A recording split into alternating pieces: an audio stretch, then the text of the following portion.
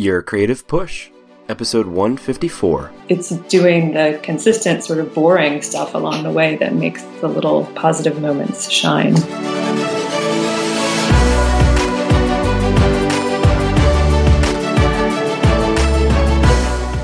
Welcome to Your Creative Push, the podcast that pushes you to pursue your creative passions. I'm your host, Youngman Brown, and my guest today is Brooke Rothshank. Brooke is a painter and illustrator working in watercolor, oil, acrylic, and egg tempera paint since 2002. Brooke's work as a miniature artist has been exhibited around the country and featured in both Miniature Collector and Dollhouse Miniatures magazines. Brooke has illustrated 3 children's books for Herald Press and is currently working on a 4th illustration project that she is pursuing independently. And Brooke's painting work has been exhibited at the Penland Gallery, the Andy Warhol Museum, the Chicago International Miniature Show, and elsewhere. And Brooke, first of all, thank you so much for coming on the show. I have to start out by asking, how do you create these small drawings? I'm happy to be here. The small drawings, the small paintings, you just really need a small brush. And just patience. I'm nearsighted, so I take my glasses off, and I don't need any magnification at this point, but I just need some time and a tiny brush. And like you said, a lot of patience. Yeah. If you make a mistake, do you have to restart it, or are you do they make erasers small enough for that? Well, typically I don't start a painting over. I just have a condensed amount of time to work. I have 3 kids. So I finish what I can, and usually I try to just incorporate whatever's there. Very cool. And what got you interested in going small? Like what led you down the path of going tiny? Well, I've always really liked details. In college, I was doing what I thought was small work, like 5x7 portrait painting. But my mom had attended some miniature shows, specifically one in Chicago. And she encouraged me to come along and kept asking me to make a miniature painting for her. And I tried it, and I really enjoyed it, and kind of went from there. Very cool. And are there any other type of resistances in terms of the small paintings? Do you find that anything comes up with trying to sell them or anything like that? Yeah, it's a specific market. I mean, there are a lot of miniature shows around the country and even around the world. There is IGMA, the International Guild of Miniature Artisans, that meets in Castine, Maine every summer.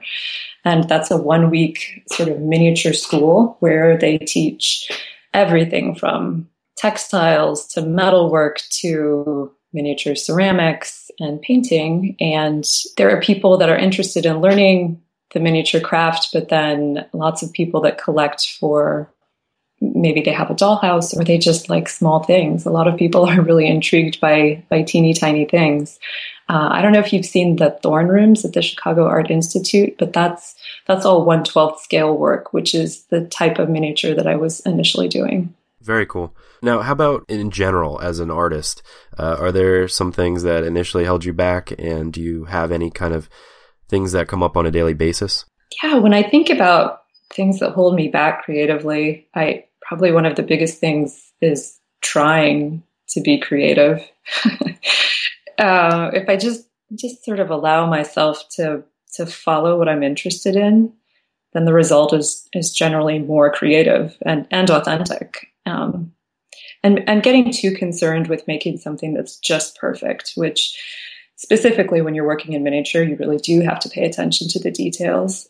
But it can be sort of paralyzing. It can make it hard to start, and then it can also make it hard to finish because is it done? Is it just right? Yeah, that perfectionism is prevalent. Yeah. I'll say that. Mm-hmm. And it's a tough thing to get through. How do you then get past that? Like when something isn't necessarily perfect, because I don't think anything ever is exactly perfect, but how do you find the point where I guess it's, great enough? Right. Yeah. The thing I found is that when I'm striving for that perfection, I can often end up sort of ruining the freshness of a piece, or, I can make it so much worse than if I could have just let things be. And the best way I've found to push against that is to have a schedule and deadlines, and to push myself to really produce a lot. And I think the schedule's important partly because I've got children and I have a limited amount of time to work. So I have to be efficient.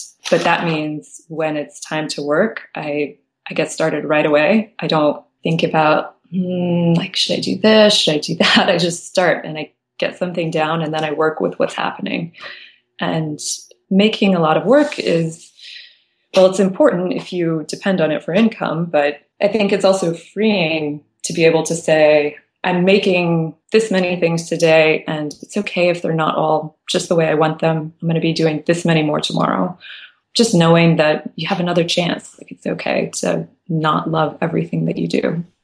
Right. To allow yourself to create things that you're not necessarily the most proud of, but allowing yourself to make those bad things so that you can get to the good things. Right. Yeah. You build on it, I think. Now, you also mentioned, your kids and just having a busy life. How do you deal with that? Do you kind of have a formula for balancing your time? Well, that fluctuates, I think, depending on the day and the family schedule, or even just our business calendar. My husband is a potter, so we both work from home in home studios. And if he's preparing for a show or a workshop, then I would do more of the home care and vice versa. Just striving for consistent progress, even if it's small amounts, as long as it's moving in the right direction. That's what I really work for currently. Yes, trying to carve out a little bit of time every day. And like you were saying before, if you're able to get in the habit and trust yourself that you are, you can define yourself as an artist or a creative person once you kind of do it every day. And if you can trust yourself to do that, then it, I think, becomes easier to, like you were talking about before, to make those mistakes and trust that, okay, well, I get to try again tomorrow. So it's okay if I, make mistakes, but just to, like you said, create every day. Right. I think after college, I really struggled with calling myself an artist and feeling like I was sort of a fraud or I was tricking people. And I think it is a lot about the commitment to showing up and being consistent and doing the work that makes the difference. For sure. You're only accountable to yourself, really. Mm-hmm. And having those self-imposed deadlines that you're talking about before is really important too, because then it can allow you to, create a larger body of work, because you're not kind of stuck trying to perfect the same thing. And like you're saying, actually making it worse. Mm-hmm. Right. And it may be hard to see the progress, I think, sometimes when you're doing this sort of slow and steady thing, but in the long run, you really can see a difference. For sure. I was wondering, do you have a worst moment or a hardest time specifically having to do with creativity? One of the hardest times was after college, and it was before I had kids and I had all the time in the world to be creative. But I think I was kind of spinning my wheels. Like, I didn't really know what to do and how to make it as an artist, what that meant. And I was working a couple of jobs. I was working in a nursing home, and I was in Pittsburgh. I was at the Pittsburgh Glass Center. Oh, cool. Right after college, I worked for a production glassblower. So one of the things I did in Pittsburgh was teach high school students just beginning basics for glassblowing. That's awesome. But I continued to read a lot and to take community classes and to try and interact with community artists. But it was a hard time to embrace, am I an artist? What does that mean? And to take the leap into doing that full time and feeling like that was a legitimate job. But I think, again, the most important part of that time was just moving towards the goal and not stopping the creative process, not giving up making work. And looking back, I think it was a lot of growing up in that time too. Although I would say after having kids, I learned a lot about becoming more efficient with my time. I had so much less time that it really focused me. I think I felt really creatively productive, but now I didn't have the time, which before I had loads of time. And I was a little more isolated. We live out in the country. So I had kids and, I was out here kind of on my own. And that is really when I made the transition from doing the more detailed 1/12 scale complicated paintings to just sort of quick object studies in watercolor. primarily because I just had nap time for painting. And so that's what I could get done from start to finish. And then I was posting it on Instagram, so it felt like a way to connect with a broader community. Yeah. Yeah. Sometimes having too much time is kind of not necessarily a good thing because, like you said, when you have a shorter amount of time, it allows you to kind of focus in instead of sitting there thinking too much about, all those existential questions. Like, what am I an artist, and what does that mean, and what am I doing? Because I think a lot of people might be in that situation right now. Perhaps they're, creating stuff, but they're not exactly sure, I guess, specifically what direction they want to go in with their art, what they want to accomplish out of it. Would you have any suggestions for them or advice for them from what you learned from that time? Yeah. I mean, I don't know anybody that feels like they have enough time. I think for people that are really interested in doing something creative or being an artist or scratching that itch is just to do it and to be consistent with it, to do it every day and to find a little bit of time to commit to the thing that you love. I think if you do that, you may not see amazing results every day, but you will eventually see that you've grown and other people will also notice what you're doing. I think to do something consistently and then to share it. I think those two things are important.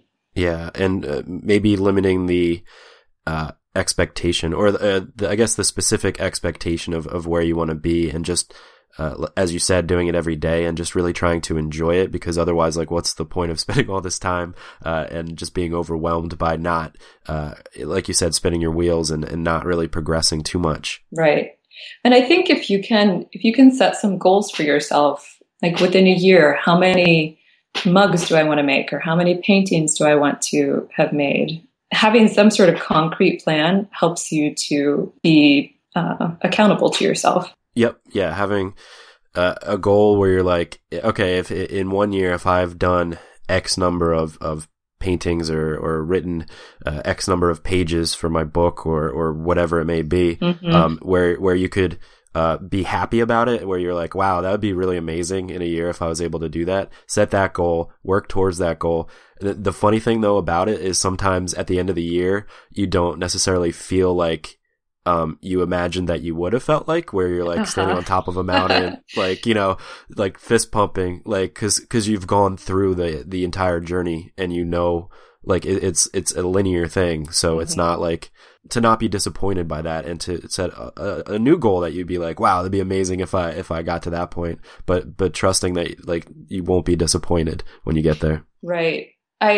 When I decided I was going to do the daily painting, it was because I needed something consistent. And it also meant that other people would sort of respect that time. I was saying, I'm going to do this thing and I'm committed to it, and other people knew. And so that was important. And by the end of the year, it was really so much more important to me that I showed up and did the daily work than it was what the work actually was. Like in the beginning, I was a lot more self-conscious about what am I painting, and I was posting it. So it felt very vulnerable to me initially. Sure. I hadn't done a lot of posting on Instagram before that. And by the end of the year, it was much more about the commitment to showing up. Now, how do you get past that? Because I think a lot of people have that. You had two criteria. Was one is like showing up every day and doing it, and number two is sharing it, which I think is very important and almost like a responsibility if you're a creative person to like share that gift so that other people can connect to it. But I think that second thing is difficult for some people because, as you said, it is a vulnerable thing, especially if you're coming from an authentic place with your art. It can be very vulnerable. How do you push through that? Yeah, I mean, that's tricky. It's something that I think maybe just the exposure therapy of doing it, the more you do it, the easier it gets. And, and also if you're sharing your work, probably and you're just starting out, you're probably not going to have a gigantic audience right away. So that's a little bit safer and maybe a little bit more comfortable. And I think the more you create and the more you share, the less you're concerned about what other people are going to think or say, because that really has less to do with you. Like you need to make what you do and then let other people have their response, but move on and do what's coming next for you. It shouldn't, I think, prohibit you from being creative. For sure. Yeah. You get, not numb to it, I guess, but you, it's like practicing, like you said, you're right. Yeah. Like when you do start your Instagram account, it's not, or whatever, wherever you want to share it. It's not like the whole world is going to show up on day one. And actually that's pretty cool if that happens. I don't think that happens too often, but yeah, it's like you can kind of take baby steps and sort of, I guess, become numb to it. And like you said, become more confident in what you're doing. Mm-hmm. You mentioned a worst moment. I was wondering, do you have a best creative moment? Oh, one of my best moments was probably in high school. I was asked to do a drawing project. It was a costume design drawing, and I got paid for it. And so it felt very professional, and it felt just very affirming of what I wanted to be doing.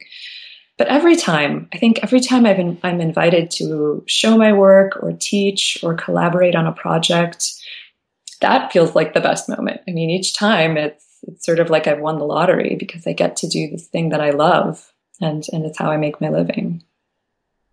I love it. They are victories. And yeah, for me, it's like when somebody reaches out and says, thank you for the podcast. Here's my story. That's like my currency. That's like what keeps me going. Right. So I can definitely relate.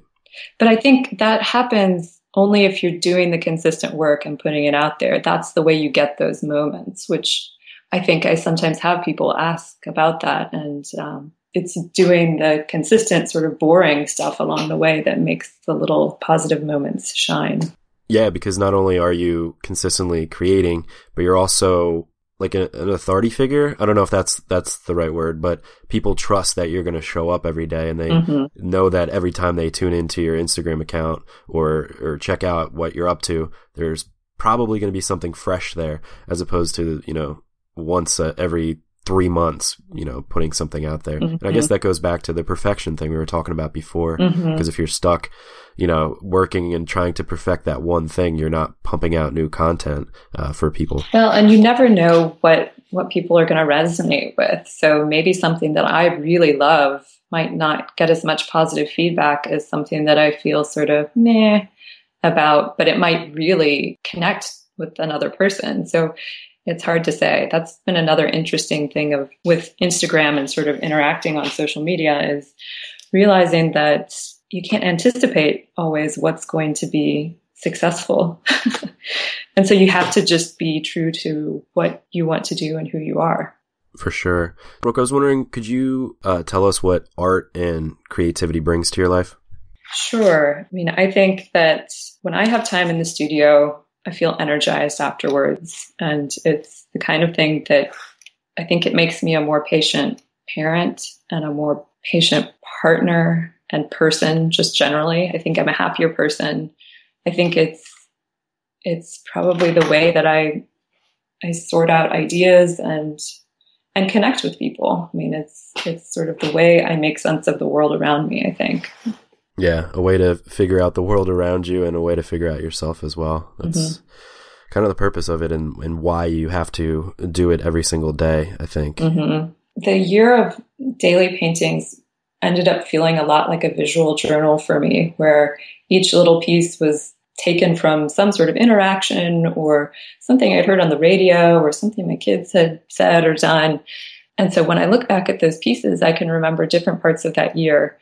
And yeah, it's a very personal kind of thing. And for me, it was almost like throwing a little, like putting a message in a bottle and tossing it out into cyberspace, and then getting feedback on that was really a positive experience.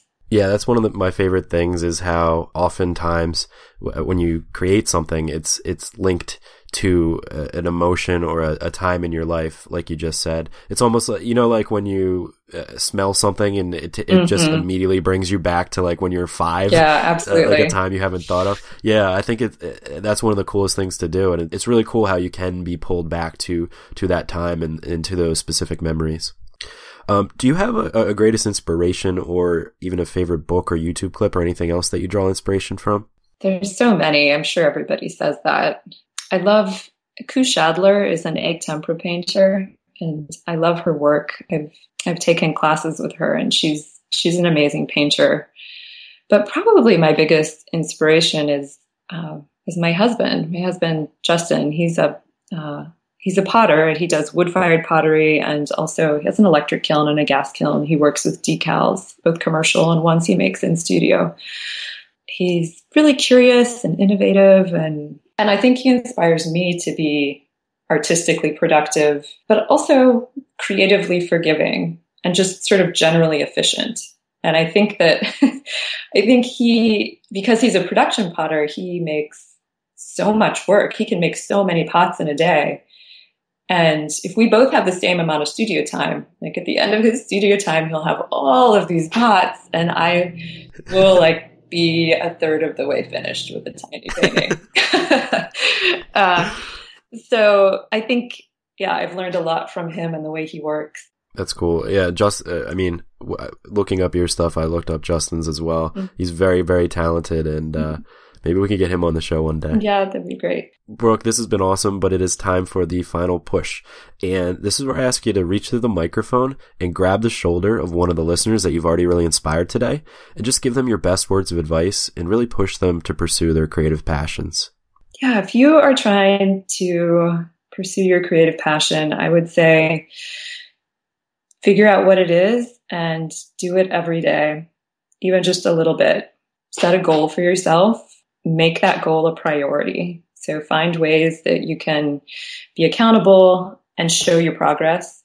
Find a community so that you have peers, and find a mentor. Find somebody that you can go to and ask questions, and do those things for a year and see where you are. I can almost guarantee that you will make some surprising progress. I should add one thing.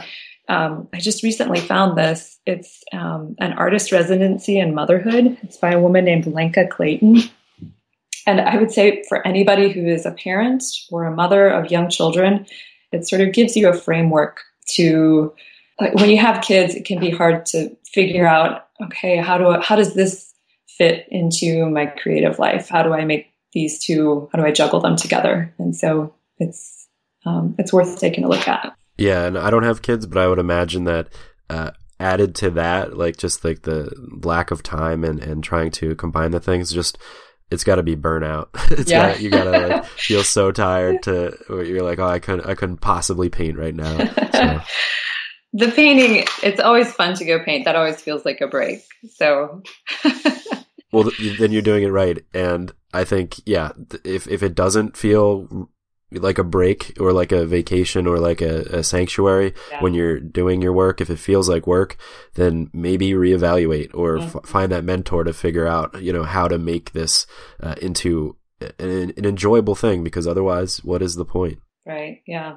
Brooke, thank you so much for coming on the show and for giving us that push today. Sure. It's my pleasure. Thank you. And you can find Brooke at rothshank.com. That's ROTHSHANK.com. And on Instagram, she is BL Rothshank. And you can find links to everything we talked about today at yourcreativepush.com/Brooke Rothshank. Brooke, thanks again. My pleasure. My thank you to Brooke for coming on the show. And I love that story that she told about, just when she got out of college, how she had all the time in the world, but still couldn't quite get work done because she had all this time to think about all these existential questions.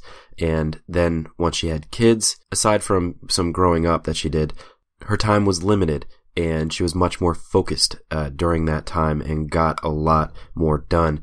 And sometimes too much time is a bad thing, and I've definitely experienced that before. And I think it goes back to Parkinson's law, that work expands so as to fill the time available for its completion. When you find yourself with tons of time, you can sometimes allow yourself to, fart around for a bit and really allow those distractions to seep in. So if you have an entire day free, like I happen to have this weekend, it feels like all the time in the world when you usually only have, 1 or 2 hours in the day. And sometimes you even get less done in an entire free day than you would if you only had those 1 or 2 hours, because you can focus in, because, the deadline is looming. So it's really important when you do get a lot of time to almost pretend that you don't. Perhaps only give yourself a couple hours to get your normal amount of work done. Do it in 15-minute, 30-minute, 1 hour, 2 hour chunks where you have a goal to get done by then, as if the rest of your day is gone. That is what I am going to employ this weekend to try to get ahead on my work, because my free days are very, very rare, so I need to take advantage of it, because I know I'm going to feel terrible if I can't focus in and get ahead. So just one important lesson in a episode full of really important lessons. So my thank you to Brooke again. Head to our show notes page at yourcreativepush.com/154 to find all the links we talked about today. There's a few. If you want to check out IGMA, the International Guild of Mini Artisans, if you want to check out Koo Shadler, really talented artist, or if you want to check out her husband Justin's work, which is really awesome as well. But that is all I've got for you today. Hopefully you are inspired to go into your weekend and get a lot of work done. Whether you have a lot of time, a little bit of time, get some solid work done, be creative, and put in that consistent work. We have a great week for you next week. A lot of really inspiring episodes to get you through next week if you need, but hopefully you are inspired to go and get your work done. So go and get it done. I love you all, and we will see you next week. Bye.